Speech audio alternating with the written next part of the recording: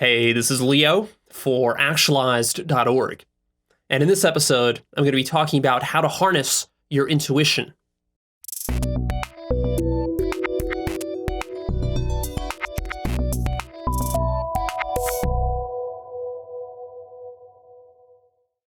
Intuition is key to self-actualizing. If you watched my older video called Self-Actualization, where I actually give a rigorous definition of what self-actualization means, you'll remember that one of the points of a self-actualized individual is that they're highly intuitive and that they use their intuition as a compass to direct their life. A lot of people don't do this because they're out of touch with their intuition. So that's what we're going to address here. Your life lacks big picture thinking, and it lacks motivation, purpose, and it lacks strategy, not the little picture tactics and details. A lot of people get totally lost in life frying the little fish and ignoring all the big fish that they should be chasing. And so they get a lot less out of life than they could. And this is especially bad in modern Western culture, which has a left brain bias. What this means is that as a culture, we don't really teach our children how to harness their intuition. And we don't even hold it as acceptable for adults in this culture to use intuition to make decisions. Because just think about it. If you're sitting in a corporate boardroom and you're trying to convince the boardroom to do some new project or some ambitious new thing with the company, what's going to happen? If you have some proposal, they're going to ask you for logical reasons and justifications for why your proposal is correct. And they will not accept as argument something like, well, my intuition tells me it's right. They won't accept that. Because in our culture, everything has to be over-rationalized and over-justified.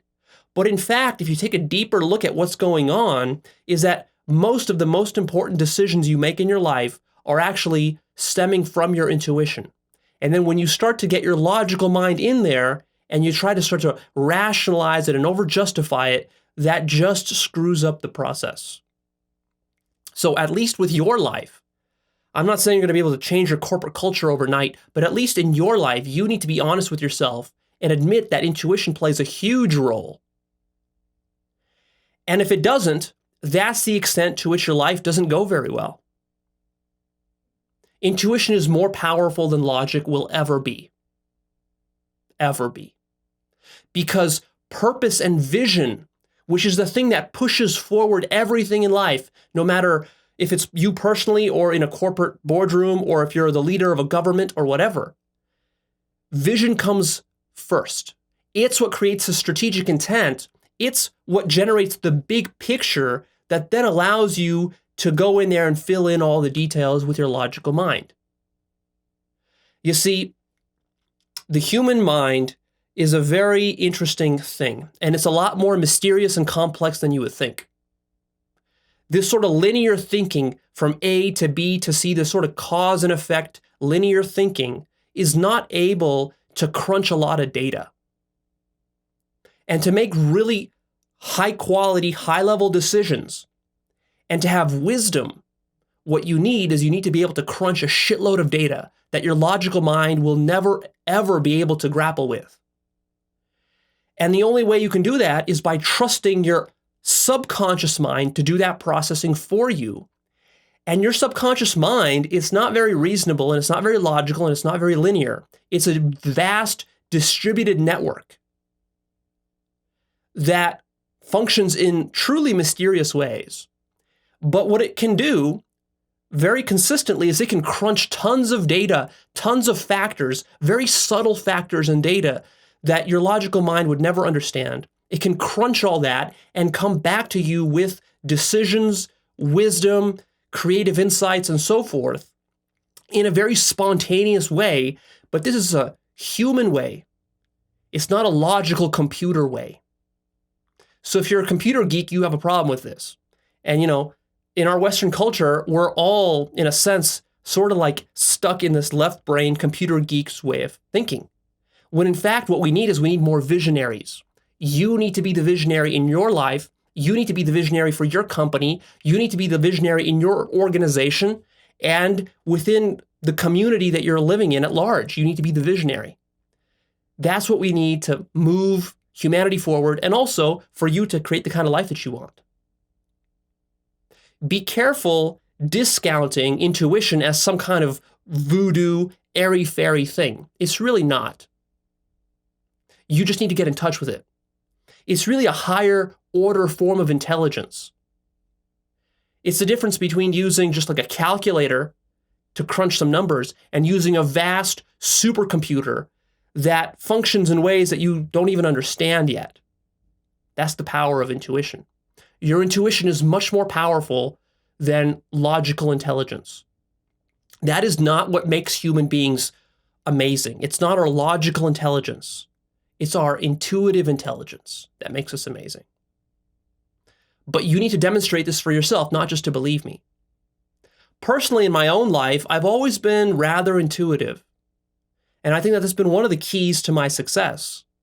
In fact, if I take a look back at my life history, since I was in middle school, and even earlier, since I was just like 6 years old, I can think back all the way back there, and all the way till today and right now, I can see that every major transition, every area in my life where I grew the most, where my consciousness increased permanently in big ways, all of that was tied to me following my intuitions. So I can think back to high school when I had this intuitive urge to take harder classes, and so I ended up enrolling in a lot of very difficult, challenging AP college classes, and that transformed my entire intellectual understanding of life, got me passionate about education. And then when I was in college, I had an intuitive urge halfway through college to switch majors, like very radically switch my major from engineering to philosophy. And that was a huge shift for me that was very important. Also, when I got my first job and my first career, within the first 6 months, I got the intuitive urge that I need to quit my career and quit my job. And so that was a challenging one to follow up on, but I did, and that paid off big time for me. Also, then when I started working for myself, I got this intuitive urge that, hey, I really want to get back into education. I want to educate myself the way that I did in high school, because I lost touch with that after I exited college. And so I got back into reading and studying just for myself, and that was hugely important. Also, then when my first business started to become successful, I got the intuitive urge that I need to quit my first business at the height of its success. And that was a very challenging intuition to have and to work, but I worked it, and that ended up leading to Actualized.org. And then I got an intuitive urge after I started transitioning into Actualized.org. I got the intuitive urge to move cities, to move from Dallas to Vegas, and that was important for me at the time. That was also an intuition that I got. Then I got intuitions about focusing on enlightenment and making that the thrust of my personal development and putting that above all other concerns within personal development. And that was important. Even when I consult my intuition for taking substances like psychedelics, I ask myself, like, should I take this psychedelic now or shouldn't I? And then I just quietly listen to what my intuition tells me, and my intuition gives me an urge, and it tells me whether I should and shouldn't. And then I'll try to honor that. And to the extent that I do, usually it turns out well. Lately, I've been getting intuitive urges to evolve Actualized.org to really radically change up the content that I'm delivering. And so I'm currently working with that. And then also I'm getting a really deep urge just to stop playing the game of life entirely, to stop pursuing success, to even stop pursuing success through Actualized.org, to even stop helping people. Like, I'm getting that kind of like really, really deep desire just to free myself from every single attachment that I have. And that's something I'm currently working on. So this is just a list of examples because I want to make this tangible, not keep it in the abstract. You might wonder, well, Leo, intuition, what does that really mean? And what that really means for me is that when you quiet your mind down, when you're free of distractions and you're just sitting there alone in solitude, what you should notice is that there's a little voice inside of you that comes up with all sorts of interesting things, which is different from monkey mind and is different from logic. It's sort of like your higher self, your muse speaking to you. Now, I don't know how it is for you, but for me, this is a pretty strong voice. And it's spoken to me for my entire life. And to the extent that I've been able to follow it, it's been responsible for almost all of my deep-seated success. And then to the extent that I didn't follow it, or that I stalled, or that I tried to suppress it, to that extent, my life didn't go very well, and I wasn't satisfied. But intuition is difficult to follow. It's not easy. You might wonder, like, well, what's the problem? So I'll just listen to this voice, and off we go, and everything is fine. But there's 3 key failure points that I see with following one's intuition. Firstly is that most people can't even hear it. First problem, because you got to hear it to take action on it. Secondly, even if you can hear it, most people are so full of impurities, personal impurities, that they can't follow it. And thirdly is that even if they clear up all the impurities and they hear the voice, they just don't get to work on it. So those are the 3 failure points. Now I want to talk about why these happen and how to overcome them with some solutions. So firstly is that you can't hear the little voice inside of you. Why does this happen? Largely for just 2 reasons. And these are largely cultural reasons. First is that it's drowned out. The voice is drowned out by our culture and our media and all the people in your life and all the distractions. And secondly, because there's a cultural, modern Western cultural bias to be overly logical, overly materialistic, and overly pragmatic. And all this taken together means that you very rarely listen to that muse inside of you. So what's the solution? Well, firstly, it's to acknowledge that true intelligence comes from something much deeper than you. You are not the source of intelligence. This is a very bad habit that Western minds have put themselves into. It is this idea that somehow we are the master race or the master species on this planet, and we have some sort of form of higher logical intelligence that's better than all the animals and all the other creatures and all of that, and that there's nothing above us and we're way above everybody else. No. That's a highly arrogant, highly conceited, and highly ignorant understanding of how intelligence functions. A better way to understand intelligence is that intelligence actually doesn't come from you, but that intelligence is like interwoven into the fabric of existence itself. And this is a very difficult thing to explain to somebody who hasn't done any higher consciousness work, who hasn't meditated, who hasn't achieved some of the higher consciousness states that are possible, or maybe done some psychedelics, at least, to start to see that you are not the end-all be-all, and that you are actually not the one who's generating intelligence. This sounds kind of cuckoo if you grew up and you went to university and you just kind of went through that really westernized, materialistic kind of frame of mind that tells you that intelligence is only the analytical form of intelligence that exists, where you can do a mathematical theorem or write something in a book or read something in a book or write a dissertation, and that's like the pinnacle of intelligence. Actually, no, that's not. That's not. Intelligence is a much deeper thing, and that's something you need to get in touch with. So firstly, I just want you to acknowledge that there is a possibility that intelligence is a lot vaster than you think it is. So just acknowledge that. Because when you do, that opens up room now for intelligence to come to you from sources beyond yourself. It's not as crazy as it sounds.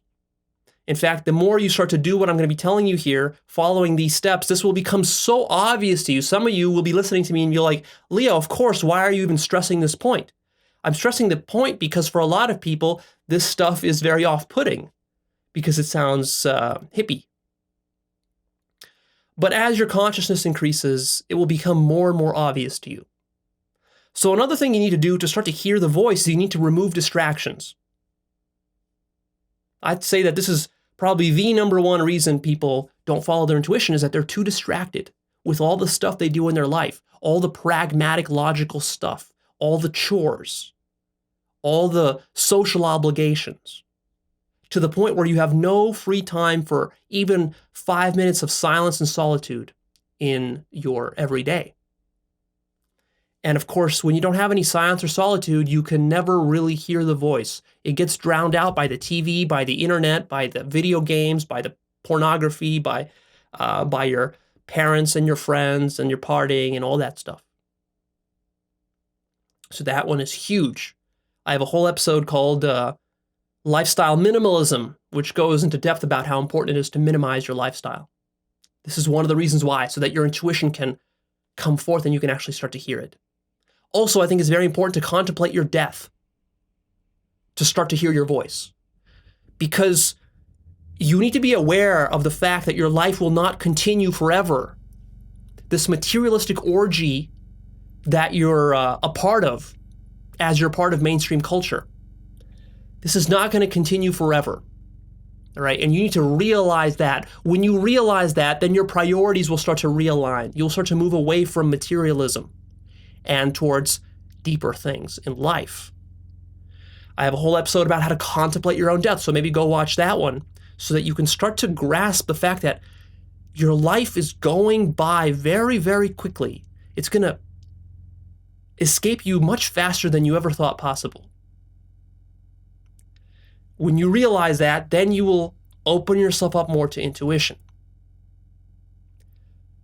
Having your near-death experience, people, if you ever read about someone having a near-death experience, like cancer, car crash, some other kind of family tragedy, all their priorities get reshuffled. Why is that? Because they come face to face with death.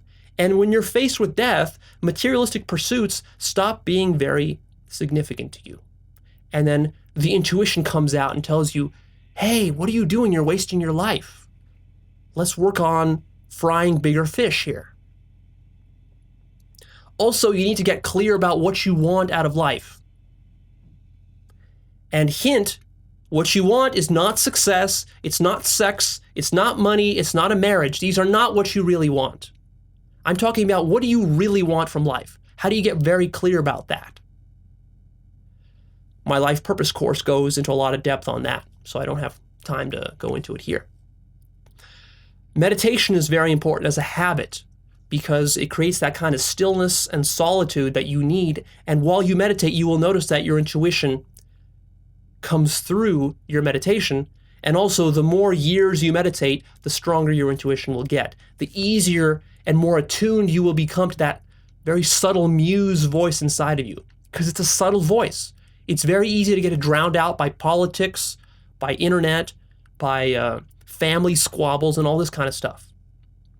And lastly, as a solution to not hearing your intuition, is you need to start to get more in touch with your emotions. Do exercises that help you to actually feel into your emotions. Now, meditation can be one of those. Maybe yoga, maybe, there's a lot of different exercises in the self-help field that help you to get in touch with your emotions. So start doing those. So that was the first problem. Now, the second problem is that you're full of many impurities. What does this mean? Well, the problem here is that you've got your ego, you've got various cravings, fears, traumas, and dogmas, which all are a distorting filter over top of your intuition. So your intuition gets distorted by these things. The bigger your ego, the more distorted your intuition will be. In fact, the ego will co-opt the intuition and use it to all sorts of crude, low consciousness ends, basically. What's the solution to this? Well, firstly, the solution is to have benevolent motives in your life, and that whatever you're moving towards or whatever you're trying to accomplish in your life, make sure that at the highest level that this is coming from love and not from defensiveness, not from fear, not from craving, not from self-identity or self-importance, not from protecting yourself or your family or your clan, and not from defending dogmas or beliefs or worldviews that you have. Notice how all of that is very different than coming from love. Coming from love, coming from beauty, coming from a sense of contribution. These are what I would call benevolent motives, benevolent higher consciousness values. So start there. Then move on to spiritual purification. Spiritual purification is the entire process, basically, of purifying your identity of your cravings, of your fears, of your deepest held beliefs and worldviews, and your sense of self-importance, your life story, dropping all of that, purifying all that away, burning it away, so that you're left with like sort of an empty vessel. And then what happens is that you become a vehicle of the intuitive voice inside of you. You become a servant of the muses, which is not what you are right now. Because even if you can hear the muses, the problem is you've got all these personal fears and all these personal cravings for sex and for food and for security and for money and for success and for fame and for validation, for approval. When you've got all that stuff in the way, you can't really follow your intuitions, because your intuitions will try to push you beyond all that, but you won't be able to go there because you're weighed down by all these heavy egoic things. It's almost like you're a hot air balloon, right? And the intuitions want to pull you up because they're light and airy. They're sort of spiritual. But you've got these big, massive weights. Every single fear, every single belief you hold, every single childhood trauma that you still live in reaction to, every single part of your identity that you're attached to, all of that is like ropes tying this hot air balloon to the ground. And so what spiritual purification is like taking some scissors and systematically snipping every single one of those ropes so that then you can float off high in the air. Releasing beliefs is a very big component of this. I just released an episode, very in-depth episode last week about the limitations of beliefs and the mechanics of how beliefs operate and how to start to go about dropping them. So that's going to be a hugely important aspect of being able to follow through on your intuitions, because a lot of times you get an intuition like, oh, maybe I should start this business, or maybe I should go help people in a third world country, or maybe I should do something nice for this person. But then what happens? All these limiting beliefs come up and say, oh, well, I can't do this and I shouldn't do that. And, what if that's wrong? And there's no possible way that I could do this because, it's not what I believe is possible for myself. You might even have limiting beliefs right now about intuition. Maybe you have the belief that intuition is just nonsense, that intuition is just something I'm making up, that intuition isn't very important or it's not very powerful, or that you can't strengthen your connection to intuition, or that logic is better than intuition. Maybe you hold that kind of dogma and you're really attached to that because you have this identity of like, I'm a very logical, scientifically minded person and I can't give that up. If I give that up, then I'm just opening myself up to all this kind of nonsense. And then I'll get lost, and then I'll just be like all the silly people out there who believe in all sorts of nonsense. See, that might be an attachment you have. And that's just one example of many, many, many, many attachments and beliefs that you need to release. Another solution to clearing up your impurities is to change your environment. Your environment, especially again in modern Western culture, is a huge source of impurities. Not only is it an impurity to remove, but it's an impurity, it's like a impurity generation machine. It's like extra bad. Not only do you have this impurity in you, but then the environment keeps recreating that impurity so that if you take the impurity out, it just poisons you more the next day, the next week, the next month. So what do I mean by changing your environment? Changing the place you live in.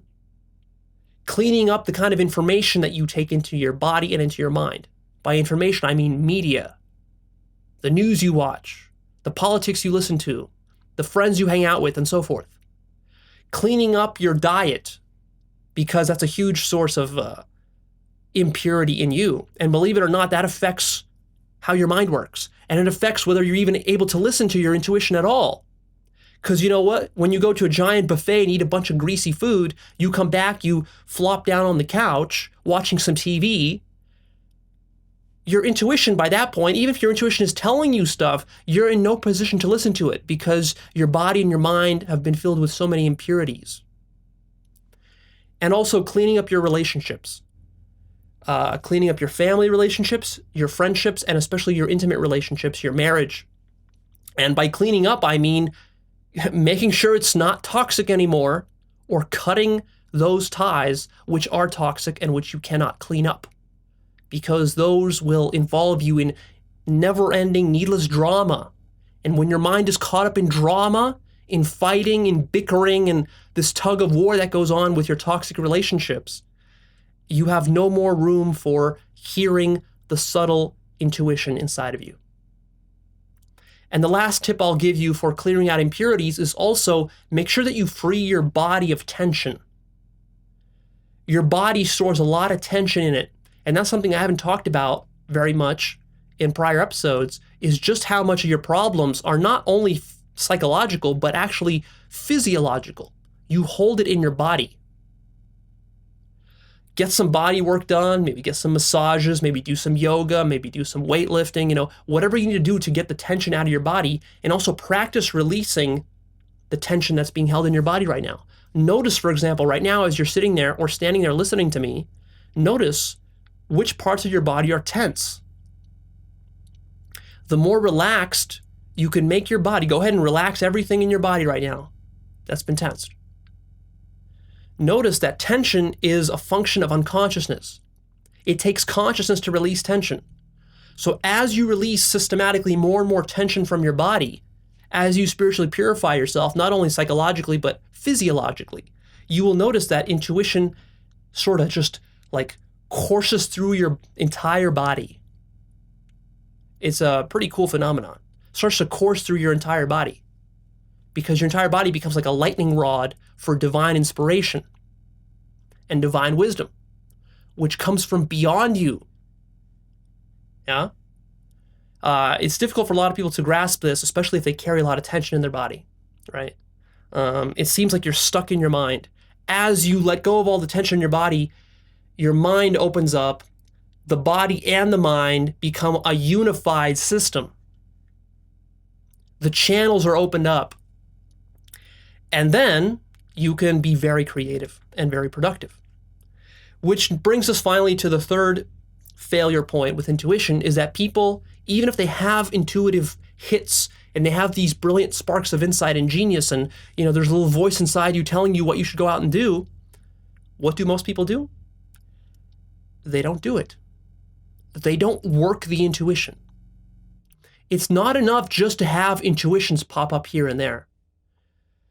That is like a source of insight and a source of inspiration. But you need to then take that and work it. The problem here is twofold. One is simply a lack of seriousness, a lack of commitment to your intuition. And secondly, it's a lack of requisite variety. Requisite variety is a fancy term that basically means a lack of creativity on your part, a lack of flexibility in being able to get something accomplished. So let's talk about the solution to these. The high-level solution to this is for you to realize that your number one job in life is to serve your intuition. That's what you're here for on earth, is to serve your intuition. There's nothing else for you to be doing but serving your intuition. Your intuition is not you. It comes from outside you. And your job is to be a servant of that and to do whatever is necessary to clean yourself up, to open your ears, to listen to it, to receive the message, and then to go out there and be a diligent executor of this intuition. That's, in a nutshell, what you should be doing in your life.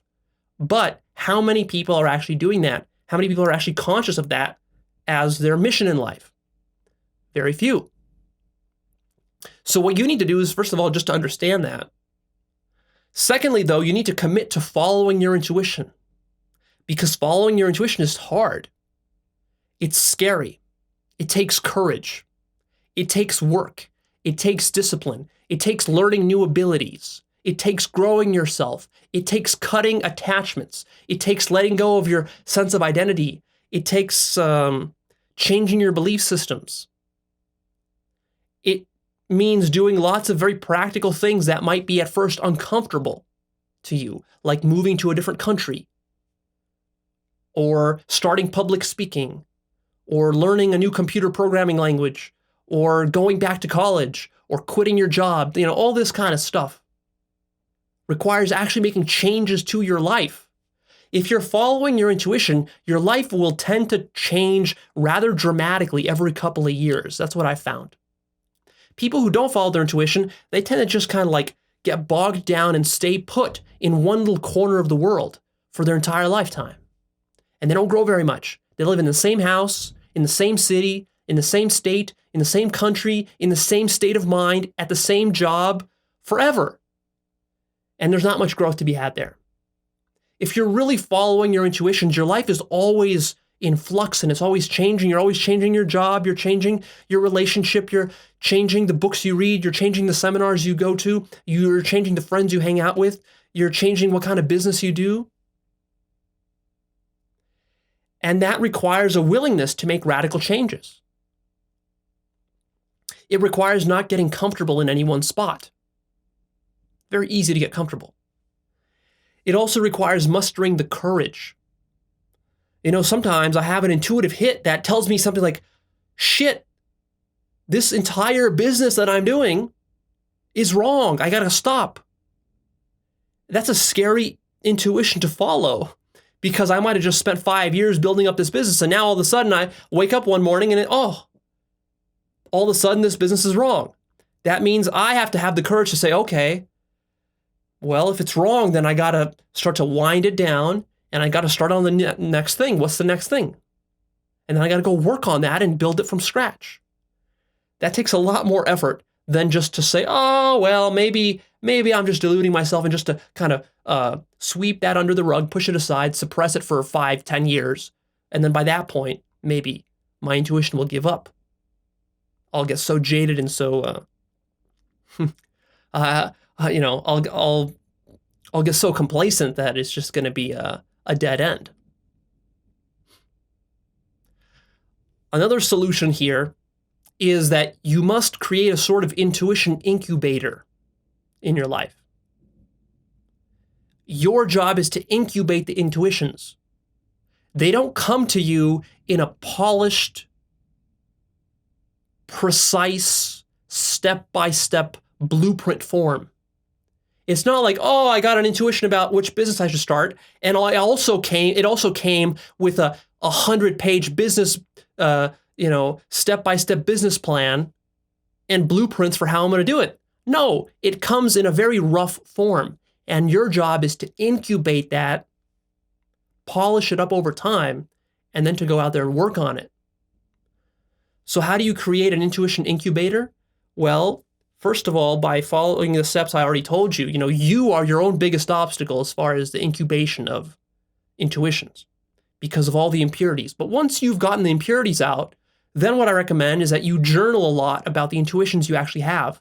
Write them down, keep track of them, catalog them, articulate them in actual specific and clear language. Contemplate them a lot, think about them. And then create action plans.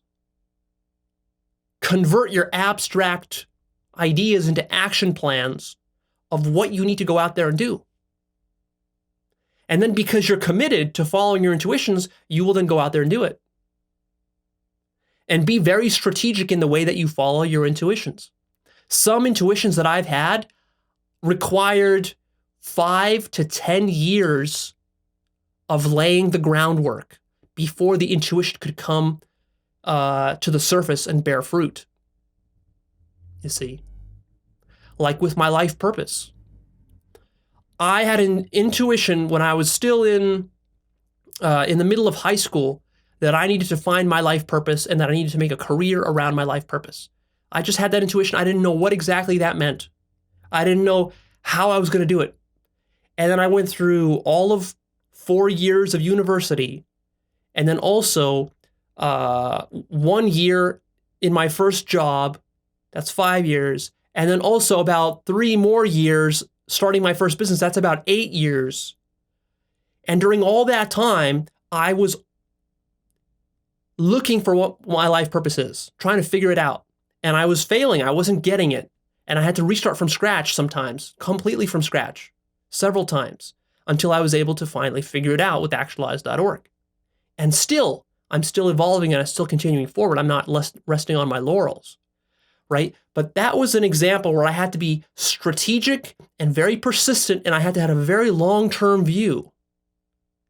My number one commitment had to be to my intuitions and not to my comfort level, not to my personal security, not to staying in one city, because I had to move around the whole country to try to accomplish this.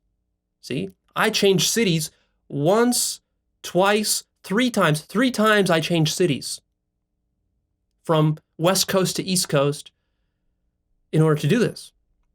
All right. So that's just one example. What I see is that many people, they get an intuition. They even then come up with a little plan for it. But then their plan is so short-sighted that it's like, well, if this plan happens in the next 3 months, okay. But if it takes any longer than 3 months, then there's no way in hell they're going to do it. Because they're not like really serious about their number one priority in life, which is that they are a vehicle of their intuitions. If you're not serving your intuitions, who are you serving? You're probably serving by default your ego and lower consciousness and just comfort and convenience. So that's covering the third point. Now, before I end, I just want to briefly clarify this point about how do you tell apart true versus false intuitions.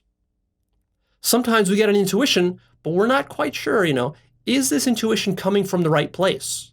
Or maybe is this my ego being sneaky and deceptive? How can you tell the difference? It's quite simple.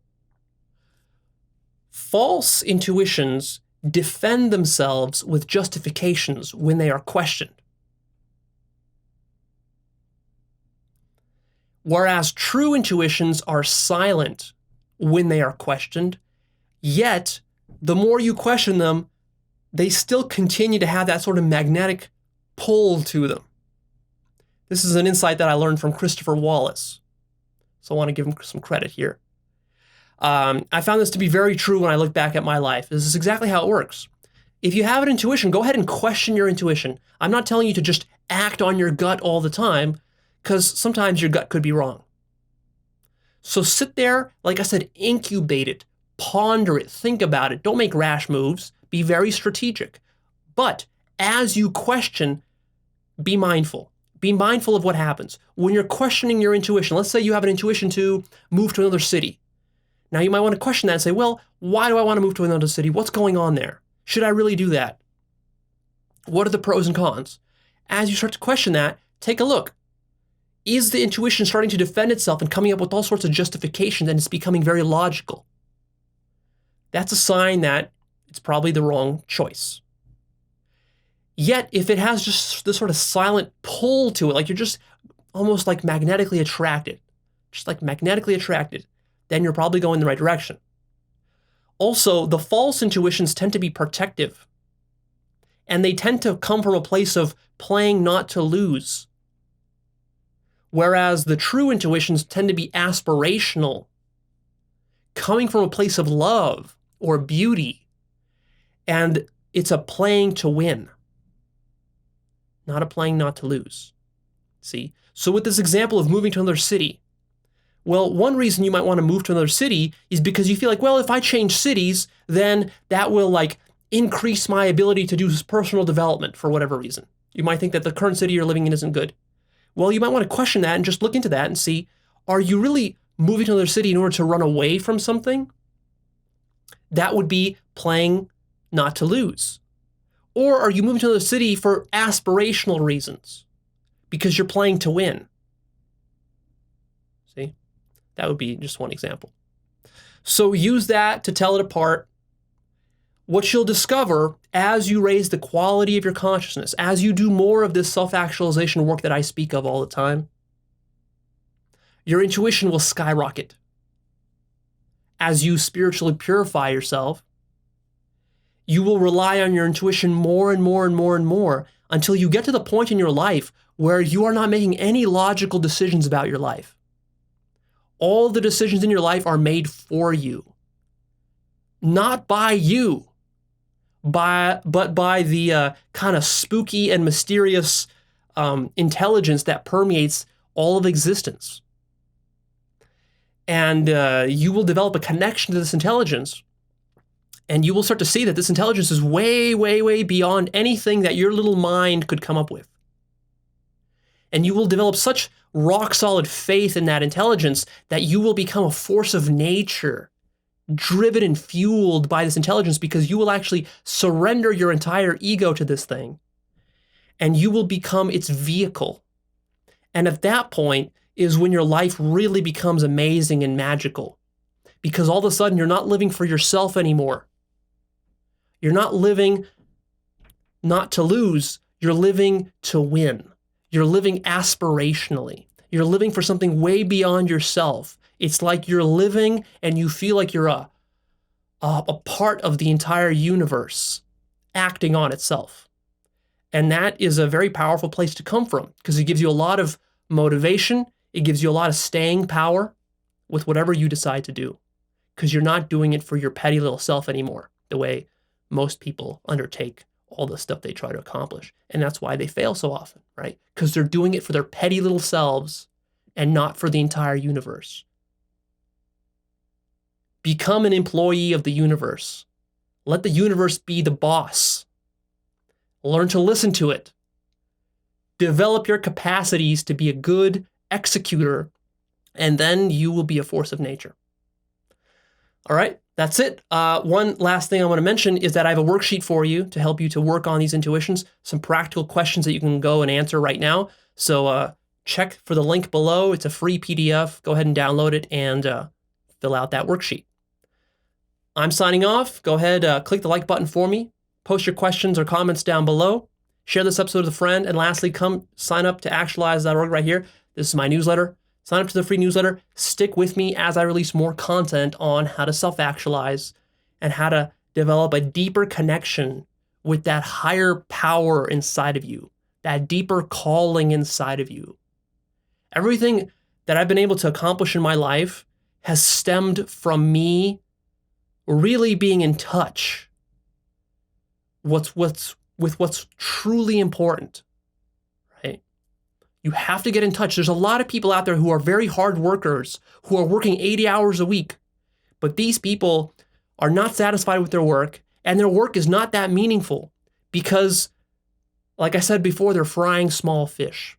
They're not in touch with the deeper intelligence that is permeating through them. They've been out of touch with that, probably because they are living in their ego, probably because they've never heard about these things, and probably because they aren't following through on any kind of persistent education of their mind, filling their mind with the right concepts and ideas, which is what Actualized.org is here to help you with.